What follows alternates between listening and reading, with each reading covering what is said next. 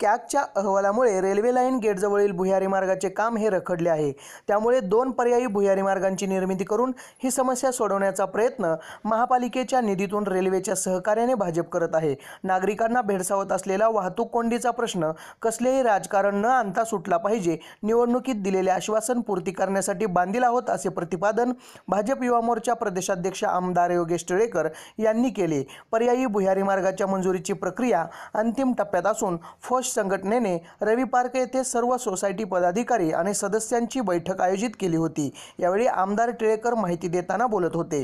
यावेळी नगरसेविका उज्ज्वला जंगले, हडपसर भाजपाध्यक्ष सुभाष जंगले, रेल्वे अधिकारी देवेंद्र कुमार, श्री मिश्रा, फोर्स संघटनेचे अध्यक्ष वैभव माने, सरचिटणीस संजय सातव, योगेश सूर्यवंशी, गणेश घुले, मोहित टिळेकर, म्हेत्रे काका, प्रमोद सातव, सुनील सातव, महेश घुले, सीताराम शरणागत आदी उपस्थित होते। गेट नंबर 7 वर भुयारी मार्ग तयार करण्यासाठी 185 कुटुंबांना स्थलांतरित करावे लागेल। काही घरांच्या रस्त्यावर अतिक्रमण झाल्याने संपादित करावयाची जमीन ही मनपाच्या ताब्यात मिळू शकत नव्हती।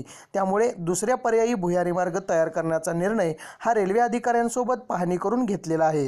याकरिता सर्व प्रशासकीय परवानग्या आणि नियमाची पूर्तताही करण्यात आलेली आहे। आवश्यक तो निधीही उपलब्ध करून देण्यात येईल आणि 6 महिन्याच्या कालावधीत रवी पार्क सोसायटी जवळ आणि ससाने नगरमधील न्यू इंग्लिश स्कूल समोर हे दोन्ही भुयारी मार्ग पूर्ण होईल। आमदार टिळेकर यांनी यावेळी रेल्वे व पुणे महापालिकेच्या अधिकाऱ्यांसह प्रस्तावित भुयारी मार्गाच्या जागेची पाहणी केली। प्रेस 9 न्यूज साठी राकेश वाघमारे, पुणे। ससानेनगर सय्यदनगर रेल्वे गेटच्या विषयामध्ये जे रेल्वे प्रशासन आणि पुणे महापालिकेच्या वतीने 2 अंडरपासच्या निर्मितीचा आपण प्रयोग करत आहोत। त्या निमित्ताच्या बैठकीला या भागातल्या सगळ्या पक्षाच्या कार्यकर्त्यांनी सहभाग घेतला। अनेक नागरिकांनी, सोसायटीच्या नागरिकांनी सहभाग घेतला। सारखी एक संस्था या ठिकाणी काम करते, त्यांनी सहभाग घेतला। परंतु मला सांगायला आवडेल की या सगळ्या नागरिकांनी या प्रकल्पाला मनापासून सपोर्ट केला आणि त्यांच्या मनामध्ये एक इच्छाशक्ती निर्माण झाली की या भागामध्ये एक चांगलं काम या अंडरपासच्या माध्यमातून उभं राहील।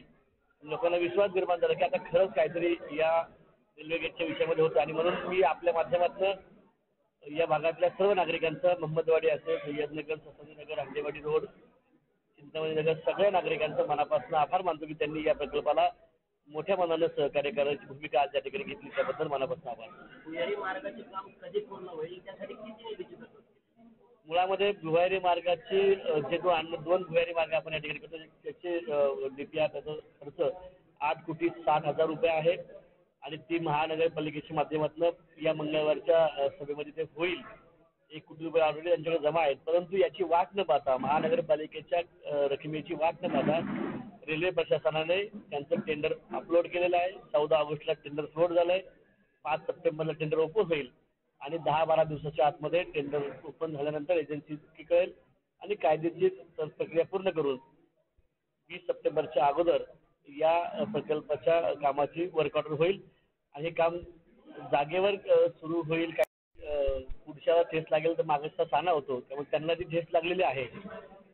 त्यांनी जे काम माननीय तत्कालीन मुख्यमंत्री जास्त सुरू केलं आणि ते काम होऊ शकलं नाही। त्यामुळे मी काम मंजूर करत असताना अशा ठिकाणी मंजूर केलं की लँड ॲक्विजिशनचा प्रश्न निर्माण होत नाही। ज्या जागा महापालिकेच्या ताब्यात आहेत त्या जागेचा आम्ही रस्ते करणार आहोत। त्यामुळे जागा ताब्यात घ्यावी आणि रस्ते डेव्हलप करावे असा विषय नाही, जागा महापालिकेच्या ताब्यात आहे। त्यामुळे निधी मंजूर करून त्या ठिकाणी आम्ही काम करणार आहोत। पर्यायी रस्त्यांचं त्यांचं जे म्हणणं असेल की ते पर्यायी रस्ते त्यांच्या बाकीच्या वार्डामध्ये जे असतील त्या ठिकाणचे स्थानिक नगरसेवकांशी आम्ही चर्चा करू आणि ते पर्यायी रस्ते निर्माण करण्याचा प्रयत्न करू। पॉश संस्था जी आहे, हडपसरमधील साधारण 30 ते 40 सोसायट्या ज्या आहेत त्यांचं एक फाउंडेशन आपण तयार केलं आणि आम्ही बऱ्याच ज्वलंत विषयावर हात लावतो आणि कॉर्पोरेशन असेल, बाकी इतर जे काही गव्हर्नमेंटचे डिपार्टमेंट असेल यांना आम्ही सोबत घेऊन विषय मार्गी लावण्याचा प्रयत्न करतो। हा मागील कित्येक वर्षाचा खितपत पडलेला विषय आहे, ज्यामध्ये आम्ही पॉशने असं ठरवलं, मागच्या वेळेस सुद्धा जेव्हा अंडरग्राऊंड होणार होतं त्यावेळेस आम्ही सपोर्ट त्यांना दिलेला आणि ते काम काही कारणास्तव रखडलं। त्यात कुठलेही राजकारण नाही यावं आणि आमदारांनी हा विषय पार पाडला आहे, तर त्याविषयी आम्ही आमदारांशी चर्चा केली। आमदारांना म्हटलं जसं तुम्ही प्रेझेंटेशन बाहेर दिलेलं आहे तसं प्रेझेंटेशन जर सोसायट्यांना दिलं तर सोसायट्यांना विश्वास निर्माण होईल आणि त्यानुसार पॉशनी पुढाकार घेतला आणि आज यशोई पार्कमध्ये समस्त पॉशमधल्या संस्था आल्यात आणि तो आजचा कार्यक्रम इथे व्यवस्थित पार पडला।